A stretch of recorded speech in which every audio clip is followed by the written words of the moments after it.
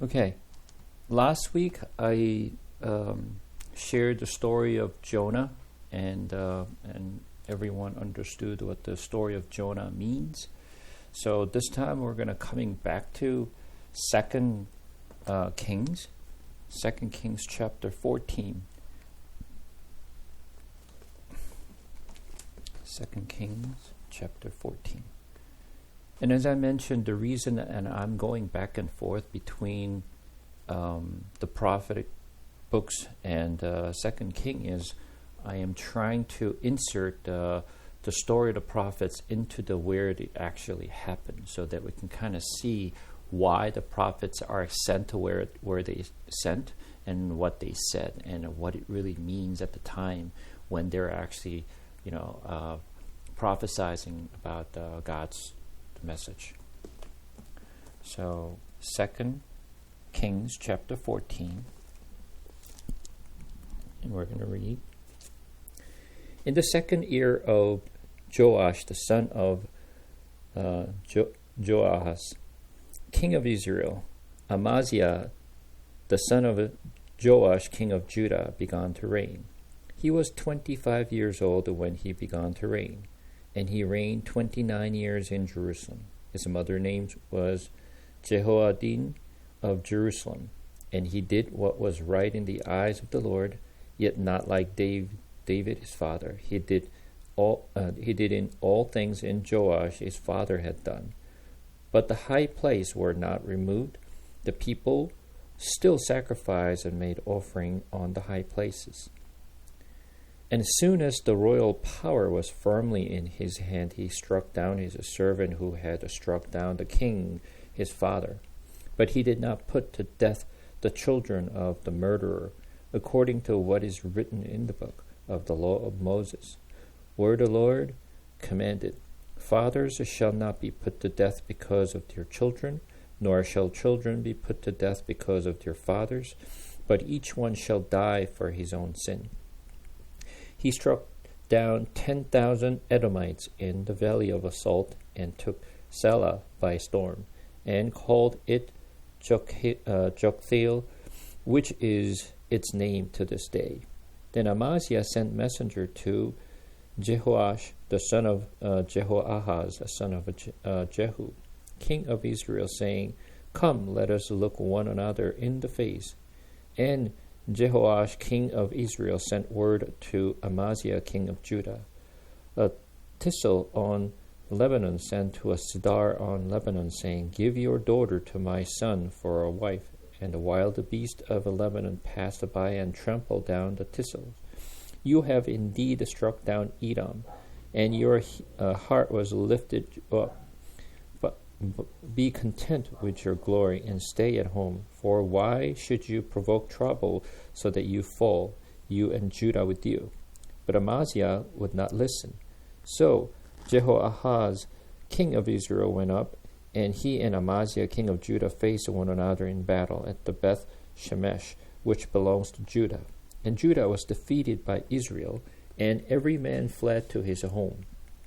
And Jehoash, king of Israel, captured Amaziah, king of Judah, the son of Jehoash, son of Ahaziah, at Beth Shemesh, and came to Jerusalem, and broke down the wall of Jerusalem for 400 cubits from the Ephraim gates to corner gates. And he seized all the gold and silvers and all the vessels that were found in the house of the Lord and in the treasury of the king's house, also hostages, and he returned to Samaria.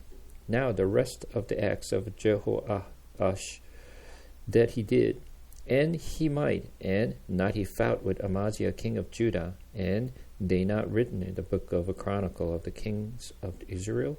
And Jehoash slept with his fathers, and was buried in Samaria with the kings of Israel. And Jeroboam his son reigned in his place. So let's just take a look at the table here. So I'm going to share my screen.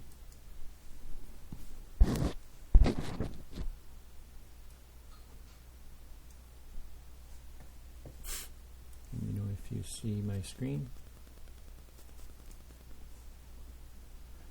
Yeah, so the left side is the kings of Judah, and right side is the kings of Israel.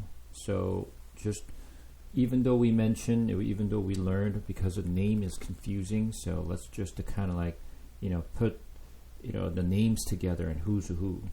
So the story here is we're talking about Amaziah, when Amaziah was actually king of Judah. So right here, Amaziah was a son of Joash, right? Joash was his father, and Amaziah is actually the king who became the king of Judah.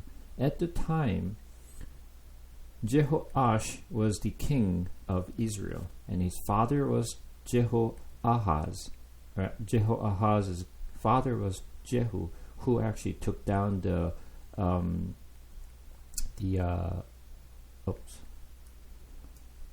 Omri's the kingdom. Okay, so we're talking about the story of Amaziah and Jehoahash here. Okay, so just to put names together and which king is where, and so that you have some perspective.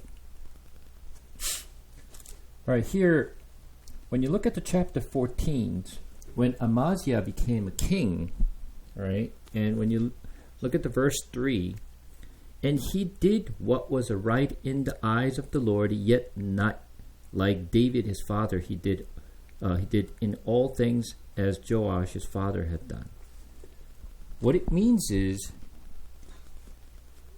he followed the Lord. He follows the commandment. But at the same time, he also worshipped other idols as well. Right? That's what it really means. So he served them both.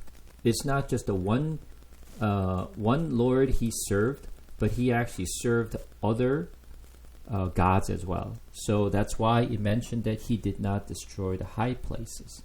So his father, Amaziah's father, which was Joash, do you remember how he died? Do you remember how his father Joash died? Well, obviously, if you don't know, then we have to go back and how he died.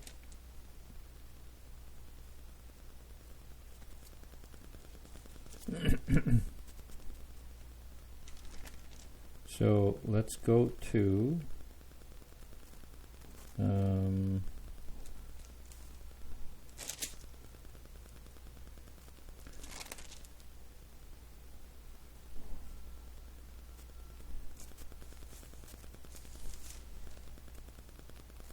chapter 12.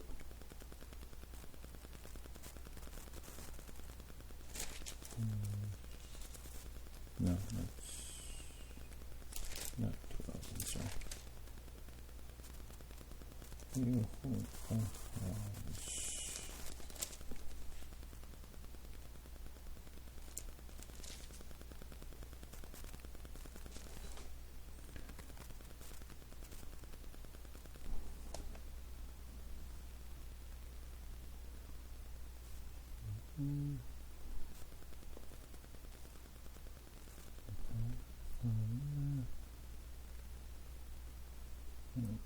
Okay.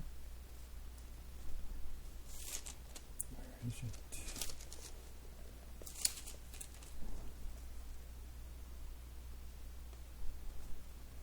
Chapter 13.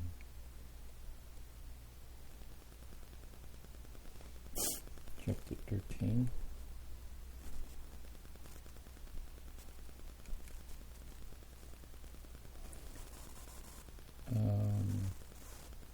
So when you look at the chapter 13,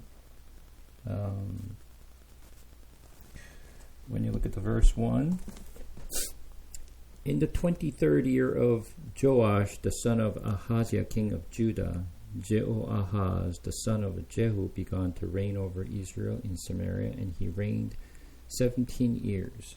And what he did, we're talking about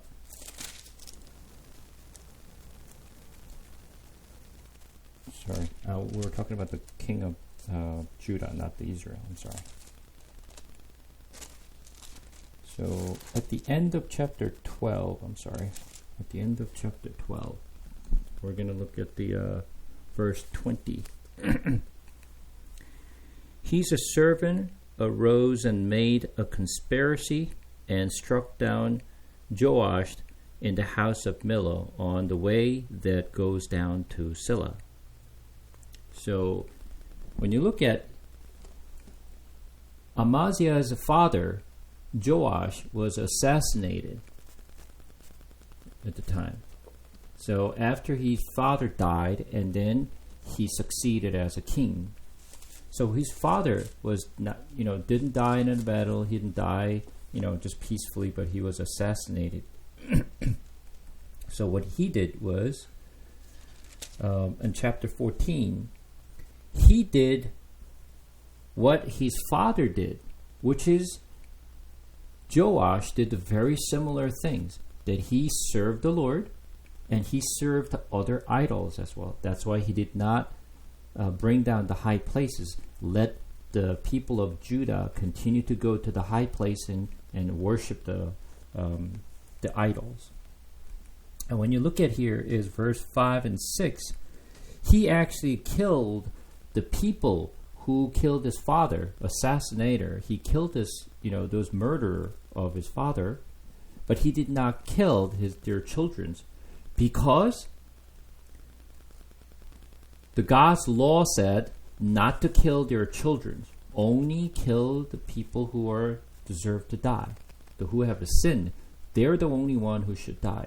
So when you look at this verse, that you can clearly tell Amaziah was following God's command, and he knew the God's law, at least up to that point.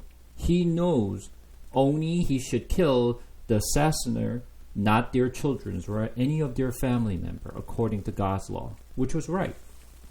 So he knew God's law, but at the same time, not only following God's law, but also serving other idols at the same time. So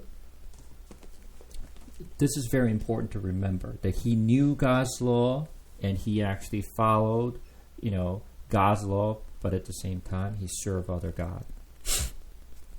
And then after that, he actually defeated the Edomites. And then what he did was he actually confronted the king of Israel, which is Jehoahaz, and I said, let's just meet. When we meet, let's meet. That's not referencing like let's have a meeting. They're talking about I'm confronting with you. Let's come and have a fight. That's what it means.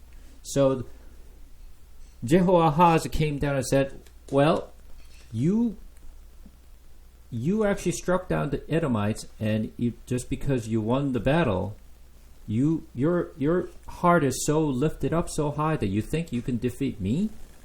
Of course, I'm going to come down and I'll meet you." And then Jehoahaz came down and had a battle with Amaziah, and the result, Amaziah was defeated. So, when you look at this, the result of this battle, why would God let Amaziah to lose the battle to Jehoahaz? Because he followed the God's law. Shouldn't God allow Amaziah to win the battle over Jehoahaz? So let's place it this way. Is Jehoahaz any better than Amaziah? Was Jehoahaz was actually, was a good king, that he followed the God's law, he served the Lord? Not at all. Not at all. He was also a bad king, and he was not following God's command either. And he was not faithful to God either. But then why would God actually allow the Amaziah to be defeated by the Jehoahaz? This is something we have to understand. What caused it? So in order for us to understand a little better, it's the same story, but let's go to 2 Chronicle, chapter 25. It's the same story, but we're going to read 2 Chronicle, chapter 25.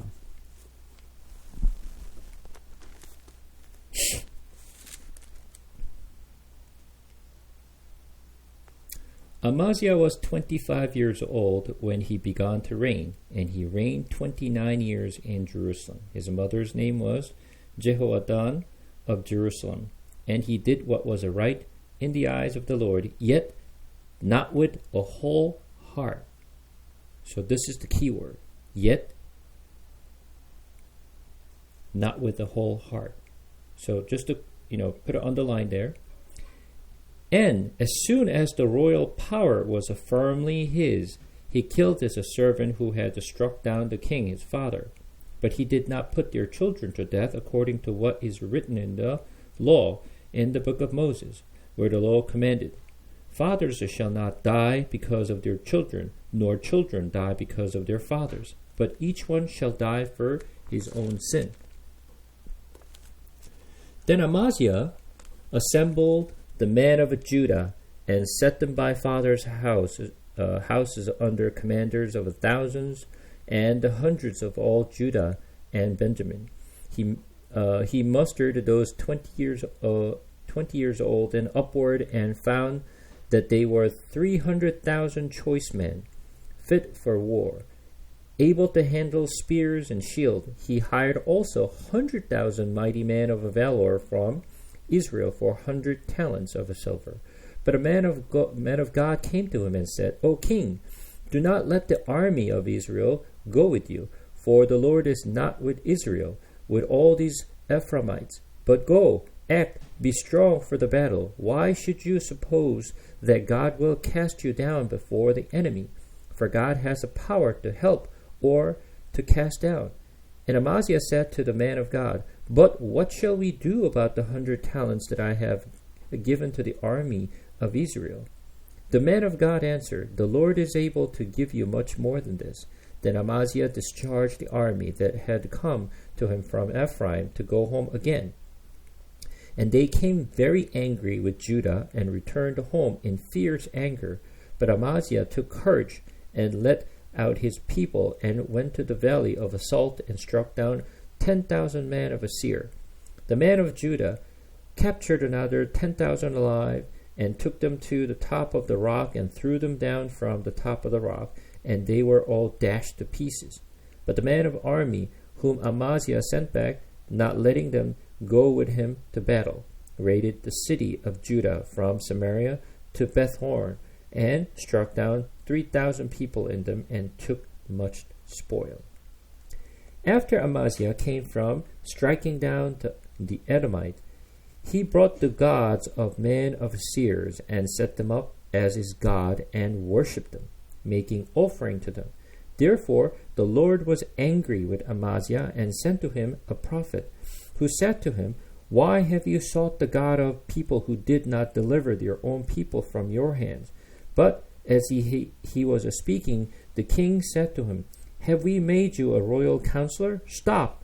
Why should you be struck down? So the prophet stopped, but said, I know that God has determined to destroy you, because you have done this and have not listened to my counsel.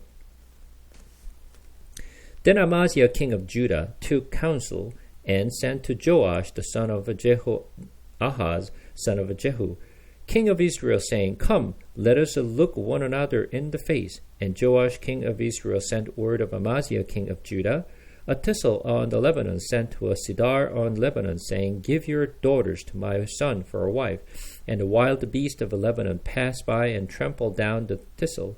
You say, See, I have struck down Edom, and your heart has lifted you up in the boastfulness. But now stay at home. Why should you provoke trouble so that you fall, you and Judah with you? But Amaziah would not listen, for it was God in order that he might give them into the hands of their enemies, because they had sought the gods of Edom. So Joash, king of Israel, went up, and he and Amaziah, king of Judah, faced one another in battle at Beth-shemesh, which belongs to Judah. And Judah was defeated by Israel, and every man fled to his home. And Joash, king of Israel, captured Amaziah, king of Judah, the sons of Joash, son of Ahaziah, the Beth-shemesh, and brought him to Jerusalem, and brought down the wall of Jerusalem for 400 cubits, and from the Ephraim gate to the corner gate. And he seized all the gold and silvers and all the vessels that were found in the house of God, in the care of Obed-Edom. He seized also the treasures of the king's house, also hostages, and he returned to Samaria. Amaziah, the son of Joash, king of Judah, lived 15 years after the death of Joash, the son of Jehoahaz, the king of Israel. Now, the rest of the deeds of Amaziah from first to last, and they not written in the books of the kings of Judah and Israel, from the time when he returned away from the Lord, they made a conspiracy against him in Jerusalem, and he fled Lachish. But they sent after him to Lachish and put him to death there, and they brought him upon horses, and he was buried in his fathers in the city of David. So, I don't have to explain anything, because the Bible itself explains everything about what we need to know, as I just asked question, right? When we look at the book of, the Second Kings, well, obviously there's missing a lot of details on exactly why God actually, had the king of Israel to defeat the king of Judah. But when you read the Second Chronicle, why he was defeated, what he did, and what actually provoked the Lord is clearly described and explained in here. So when we look at these two books together, when we read, it makes perfect sense. What happened, why God did what he did, and who did what. Right? We can clearly see that Amaziah did not give a whole heart, even though he actually believed in the Lord, or even though he actually followed the certain God's command, he was also actually served other gods. So what happened was that he hired the soldiers from Israel. He paid lots of money. So what was the reason that he hired all the soldiers before he go to the battle with the Edomites? The biggest reason that he did this is because he wanted to have a strong man beside him. So what he trusted was not Lord. He was not seeking the Lord's help, but rather he wants to increase the power himself that I will actually defeat the Edomite. So when God sent the prophet, it said, why are you bringing all the soldiers with you? Just let them go. Let God help you. God can do everything for you. God can help you. That God can help you to defeat the Edomite. Why are you trying to bring your own power? Right? This is something that I've been talking about for all this time. Yes, with our own power, we can go to work, we can cook, we can eat, right? We can do all these things. We don't need God's help. We just have to do it. We put ourselves, we study, right? We cheat, right? We can do all things. But you know what? We as a Christian have to remember, God created us from the dust of the earth. That's what it is. That's who we are. Sometimes we think that we have a power to do something, so we increase our own power. I want to do because I have a power, because I can do something, I'm going to use my own ability to do something. That's one thing that God hates. God is keep telling us and showing us, no, you don't. You don't have that power. It's me who gives you the power to do what you need to do. But people just don't listen. People just don't believe in it. And they just try to increase their power, and they want to do it with their own ability and own power. Is God happy with this? Not at all. So, when the prophet came to Amaziah, spoke to him and he said, let all this hired soldier go back home. And Amaziah actually listened to the prophet's message and let all the hired soldiers go back home, because he trusted what the prophet said. So once he did, when he followed the message from the Lord, what God did was God supported Amaziah to defeat the Edomites. So he was successful. He defeated the Edomite with the less soldiers with him, because it was not his power. War is on God's hands, not on hands of Amaziah at all. Not with the people, not with the soldiers. It is the hands of the Lord. The victory and triumph is on the hands of the Lord. And if Amaziah saw what God did and how he helped Amaziah, he should have learned the lesson and have said, wow, the prophet was right. Even though I did not have all the, number of soldiers, the strong soldiers that I needed, God helped me to defeat the Edomites. Then when he were about to actually had a war against any others, he should have sought the help. But instead, when he defeated Edomite, what he brought was the idols that Edomites were serving. And he brought that idol back home to Jerusalem, and he served that God. Imagine.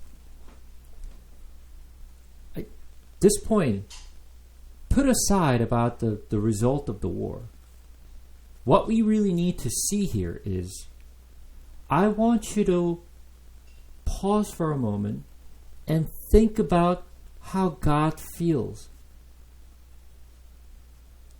I want you to just kind of think about how God feels about this whole situation.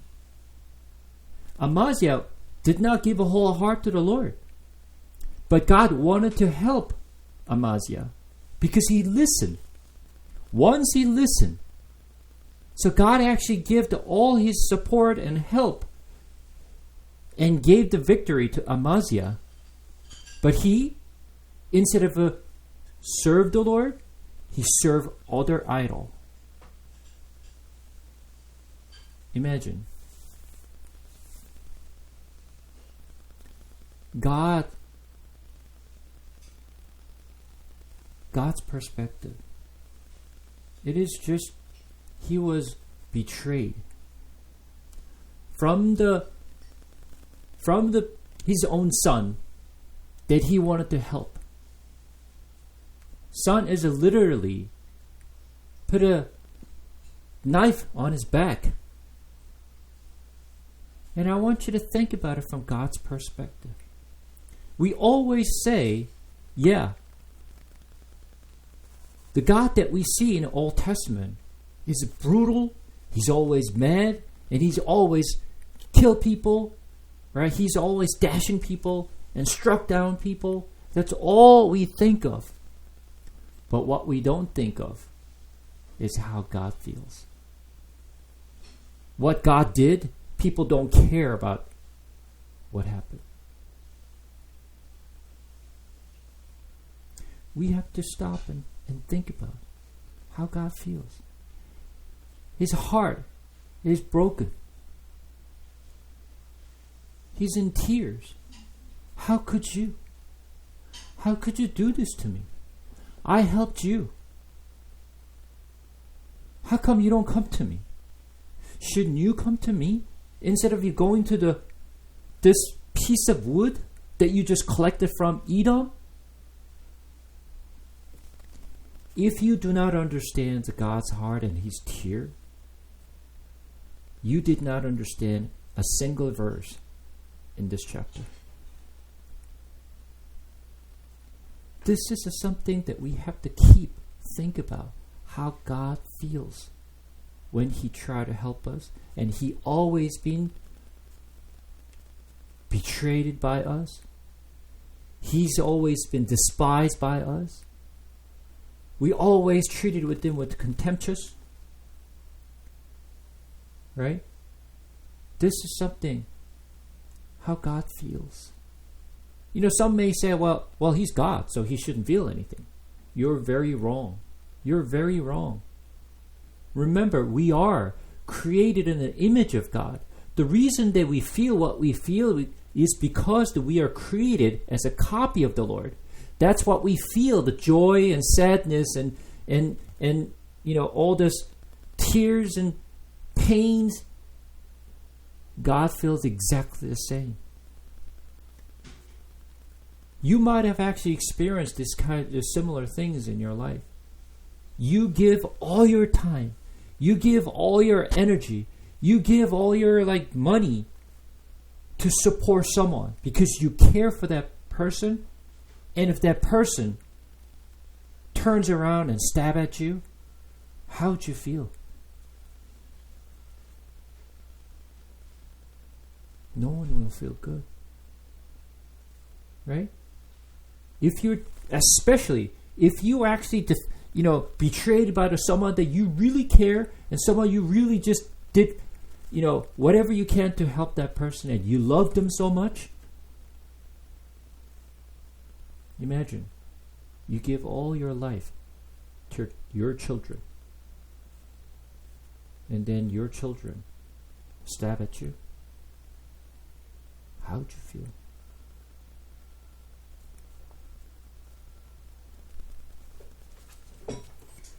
This is very important for us to understand. We're not learning about the story of Israel's history. God's intention is not about explaining to us and teaching us the Israel's history. God is just showing us and how much he's been betrayed. How many times we have treated him so badly.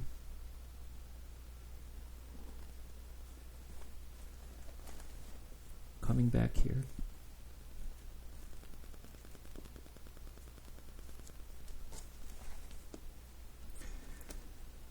Second Kings chapter 14.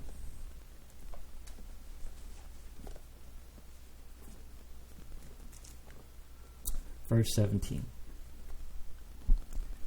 Amaziah, the son of Joash, king of Judah, lived 15 years after death of Jehoash, son of Jehoahaz, king of Israel.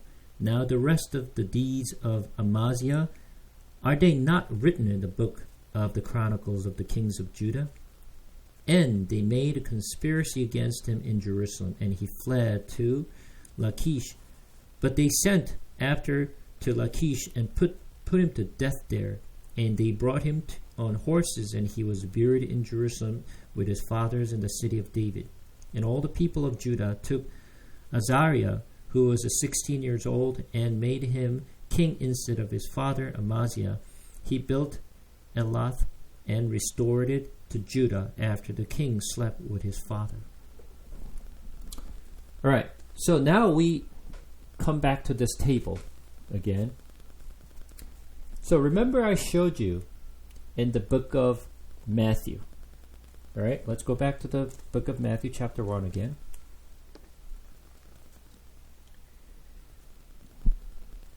When you look at chapter 1, verse 8, and Asaph, the father of Jehoshaphat, and Jehoshaphat, the father of Joram, and Joram, the father of Uzziah. Okay. Let's just start with Asaph, the father of Jehoshaphat. So,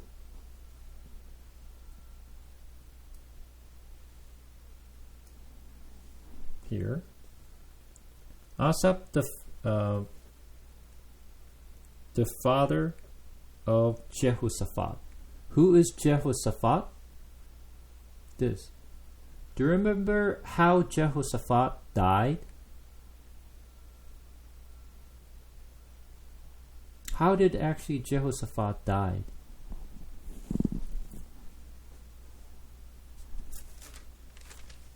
Anyone? Well, we have to go back. Right?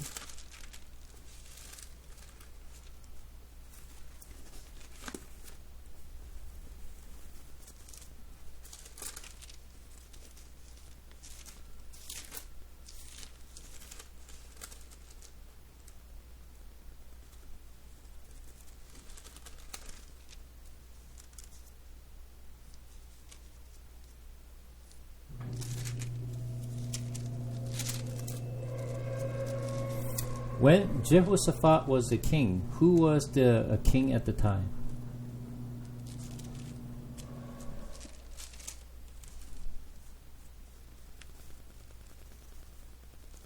So let's go to 1 Kings first.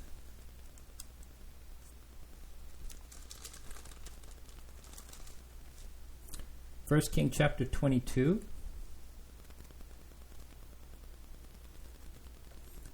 Verse 41. Jehoshaphat the son of Asa began to reign over Judah in the 4th year of Ahab king of Israel. Jehoshaphat was 35 years old when he began to reign, and he reigned 25 years in Jerusalem. His mother's name was Azubah, the daughter of Shilhi. So this is when Jehoshaphat became a king of Judah at the time, right? And then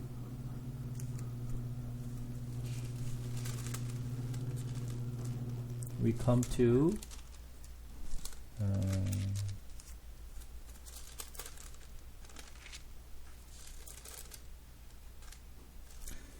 Second King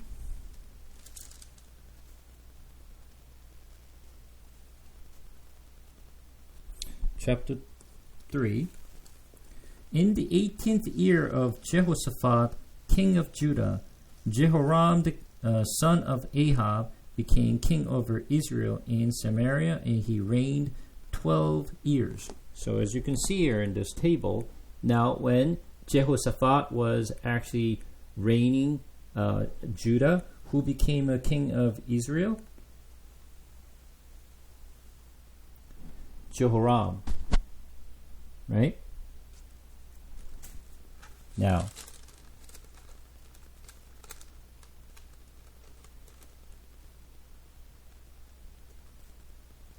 so they went to actually fight with the Moabites, right? And then, now this time, let's go to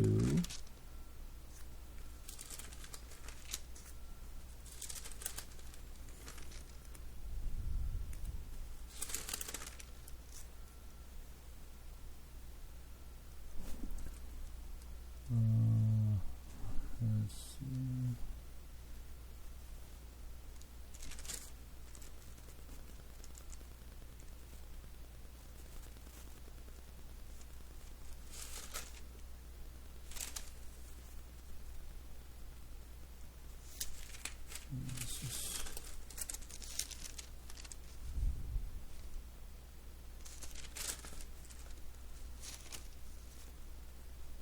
Just 1 second.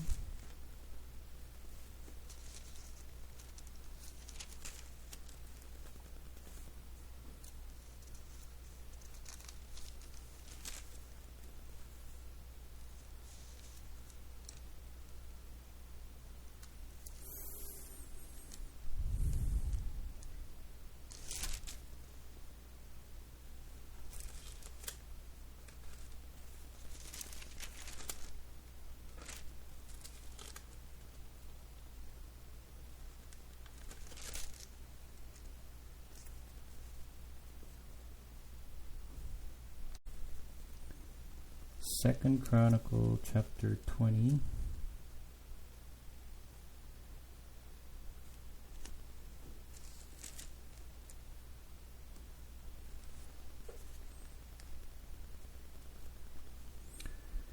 Verse 31. Though Jehoshaphat reigned over Judah, he was 25 years old when he began to reign, and he reigned 25 years in Jerusalem. His mother's name was Azubah, the daughter of Shilhi. He walked in the way of Asa his father, and did not turn aside from it, and doing what was right in the sight of the Lord. The high places, however, were not taken away, and the people had not yet set their hearts upon the God of their fathers. Now the rest of the acts of Jehoshaphat, from the first to the last, are written in the chronicle of Jehu the son of Hanani, which are recorded in the book of the king of Israel. After this Jehoshaphat the king of Judah joined with Ahaziah king of Israel, who acted wickedly. He joined him in building ships to go to Tarshish, and they built the ships in Geber. Then Eleazar, the son of Dodavahu of Mareshah, prophesied against Jehoshaphat, saying, because you have joined with Ahaziah, the Lord will destroy what you have made. And his ships were wrecked and were not able to go back to Tarshish. And then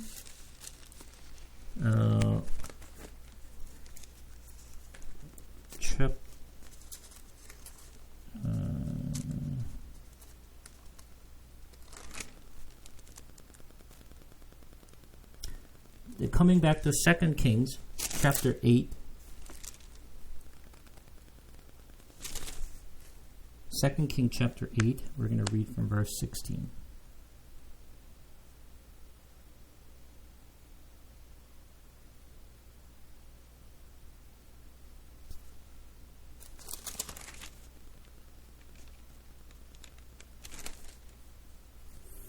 We're going to take a look at verse 16 and on. In the 5th year of Joram, the son of Ahab, king of Israel, when Jehoshaphat was king of Judah, Jehoram, the son of Jehoshaphat, king of Judah, began to reign. He was 22 years old when he became king, and he reigned 8 years in Jerusalem. And he walked in the ways of the kings of Israel, as the house of Ahab had done, for the daughters of Ahab was his wife. And he did what was evil in the sight of the Lord, yet Lord was not willing to destroy Judah for the sake of David his servant, since he promised to give a lamp to him and to his sons forever. Right? So the way God actually treated him is because, first of all, he married to who?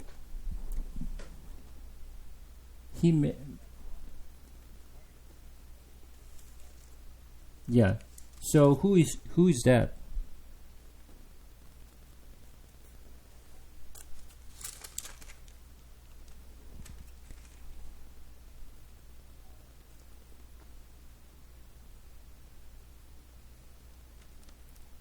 Athaliah. Yeah, Athaliah, right? Now, this time let's go to chapter 9.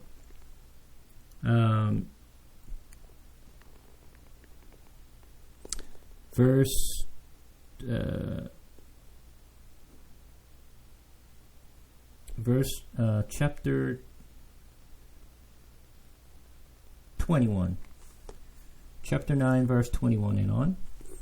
And Joram said, make ready. And they made ready his chariot, and Joram, king of Israel, and Ahaziah, king of Judah, set out, each in his chariot, and went to meet Jehu, and met him in the property of Naboth, Jezreelite.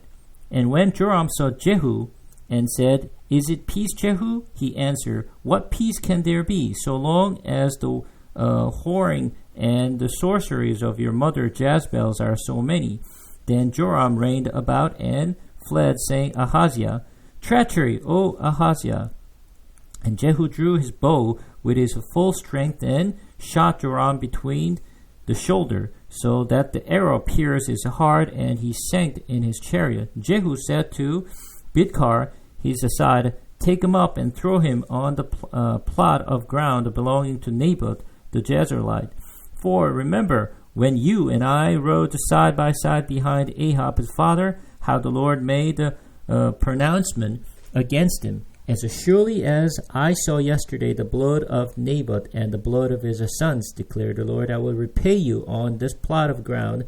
Now therefore take him up and throw him on the plot of ground in accordance with the word of the Lord. When Ahaziah, the king of Judah, saw this, he fled in the direction of Beth Hagan, and Jehu pursued him and said, shoot him also. And they shot him in the chariot at the ascent of Gur, which is by Ebelim, And he fled to Megiddo and died there. His servant carried him in a chariot of Jerusalem and buried him in the tombs with his fathers in the city of David. In the 11th year of Joram, the son of Ahab, Ahaziah began to reign over Judah. So how did Ahaziah die?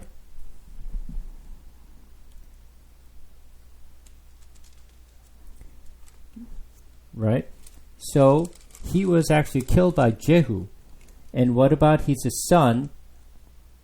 Not the son. After Ahaziah was actually, as I mentioned, was husband of Athaliah.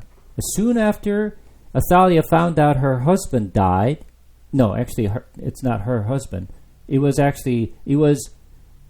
was let me correct. Athaliah's husband was Jehoram, not Ahaziah. Ahaziah was a son of Athaliah, right? Soon after he found out that his son Ahaziah died, what did Athaliah do?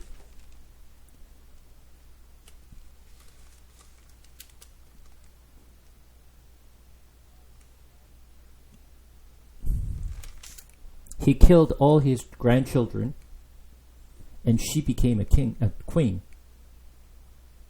Remember? Athaliah became a queen, right? But she thought that she killed all her grandson, but one was escaped, right?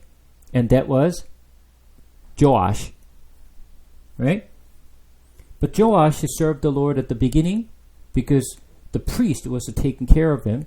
When the priest was, he was taking care of him. He served the Lord, but later on he died, and then he turned his heart, and then later on he killed the priest's sons. Remember that story? Right? Yeah. So how did Athaliah die?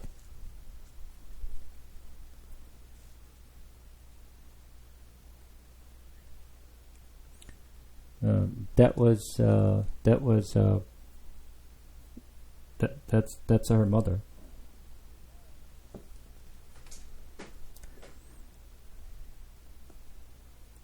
When you look at the chapter 11, verse 17 and on.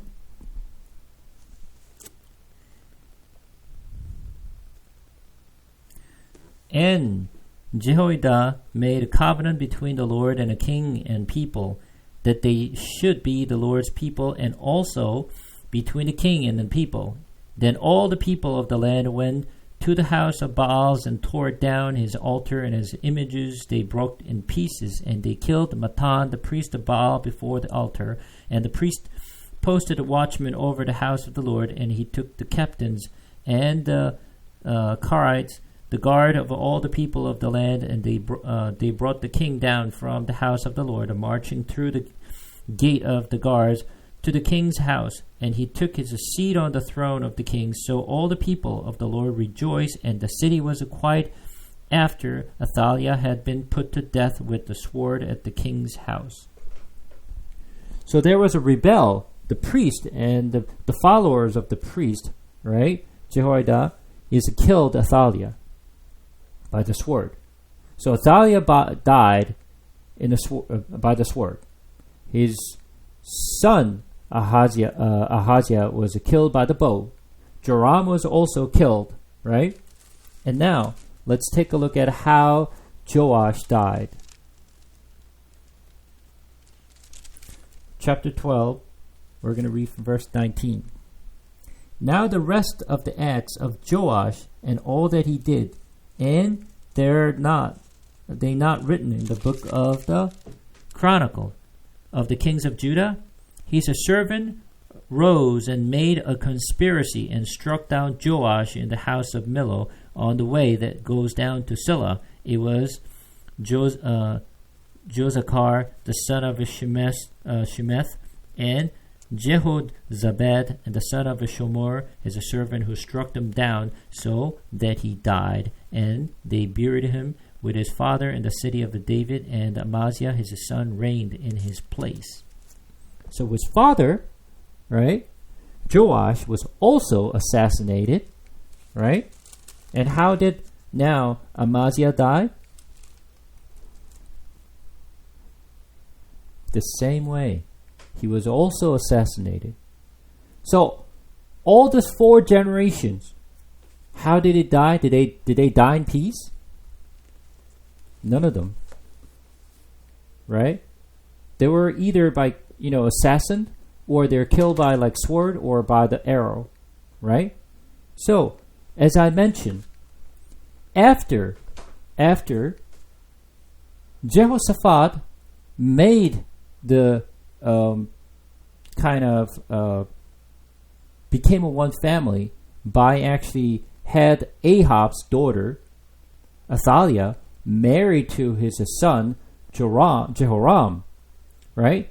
So God treated both Israel and Judah's kingdom for 4 generations. He treated it as if that is the part of the Ahab's family. That's why when you look at the Matthew chapter 1 verse 8, those 4 generations completely skipped because God treated them as if they were the part of the Ahab's family. They were all assassinated, either killed, right? And that whole generation, 4 generations, is completely just wiped out of the genealogy of Jesus.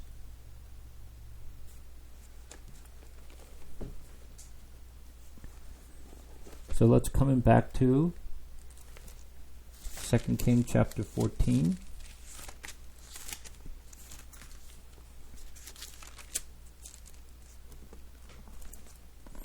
We're going to read from verse 23.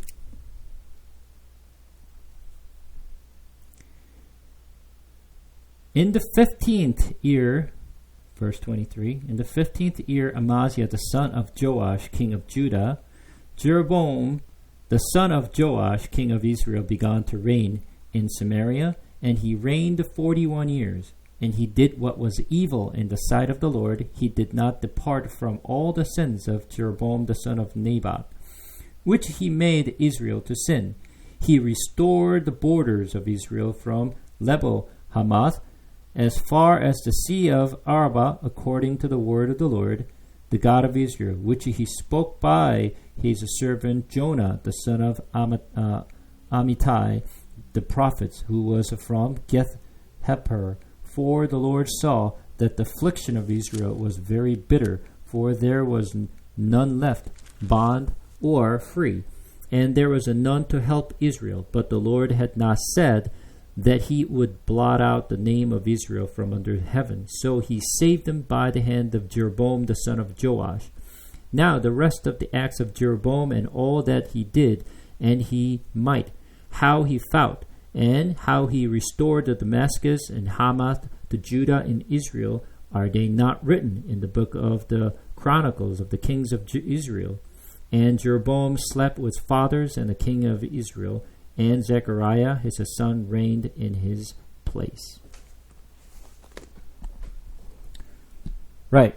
Now, here comes Jeroboam II.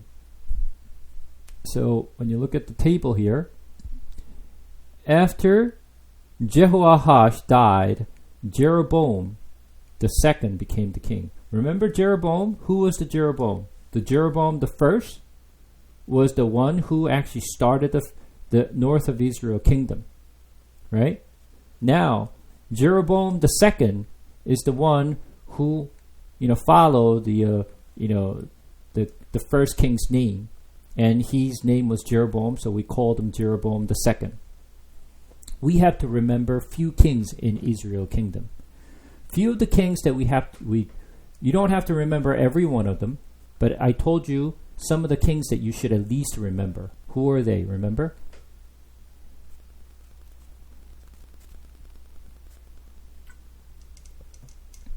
You have to at least remember Jeroboam the first. At least you have to.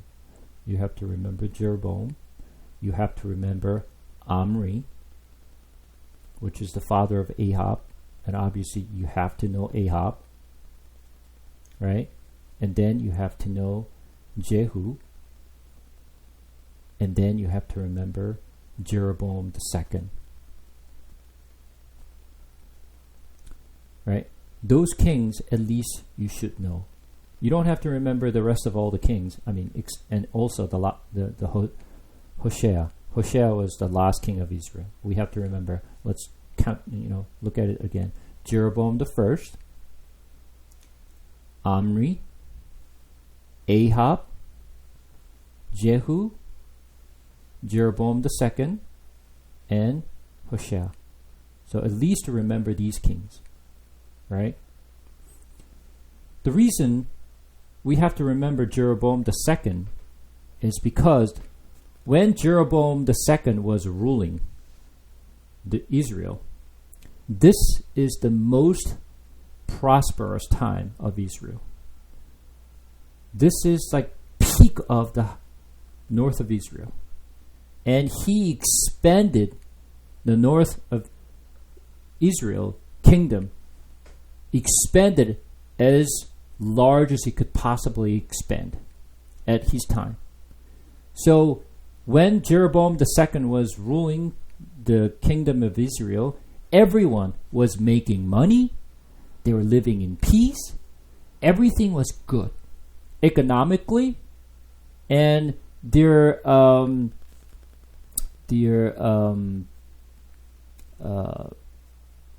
strength, the land, and many different aspects. They enjoyed the greatest moments of Israel in history when Jeroboam II was ruling. And as we shared last week, at the time, right? But there was always attack from Assyria as well. The people of Nineveh was still attacking Israel. And God sent Jonah to Nineveh. That's the story that we learned last week, right? So you heard the story of Jonah in this story at the end, right? The Jonah, the son of Amittai, right? Which we learned from last week. So just to keep that in mind, that Jeroboam II, when he was ruling, that was the best time of Jerusalem. So let's just take a look at a few things here.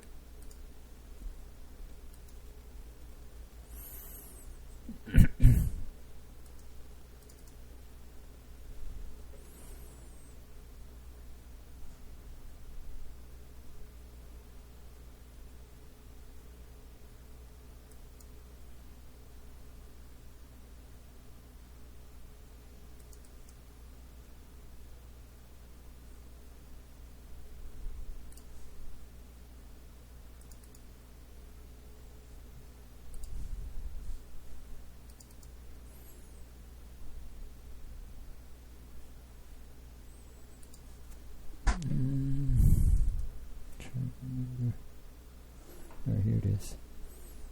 All right, do you see the map here? So when you look at this map, this shows how much Jeroboam II expanded the territory. So when you look at here, he was actually ruling Damascus as well.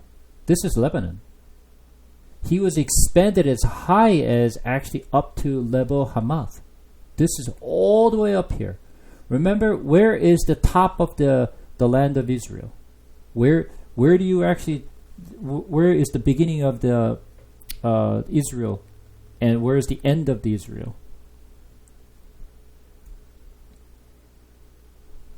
Dan to. No, not true. I'm talking about the entire the land of Israel. So usually it always says Dan to Beersheba, right? Dan to Beersheba. This is the top and the bottom of the entire land of Israel, right? But after it was split into two different kingdoms, one is down in Judah and up in north of Israel. Now, obviously, as Tony just mentioned, now it is split in here, right? Where? To Dan to Bethel. That's why Jeroboam, when he actually started to rule the north of Israel, he actually made a golden calf in Dan and Bethel. Remember that? So, but now look at how much he expanded. All the way up here. level Hamath. So to here, he expand to the east as well. So he actually, you see this used to be Aram. So he was covering Aram, Hamath, right? He expanded as much as he could possibly expand the land of Israel. So this is the most prosperous time of Israel. Okay? Now, I want you to just mark that chapter at the end of chapter 14. Now, we're going to move to, this time, Amos.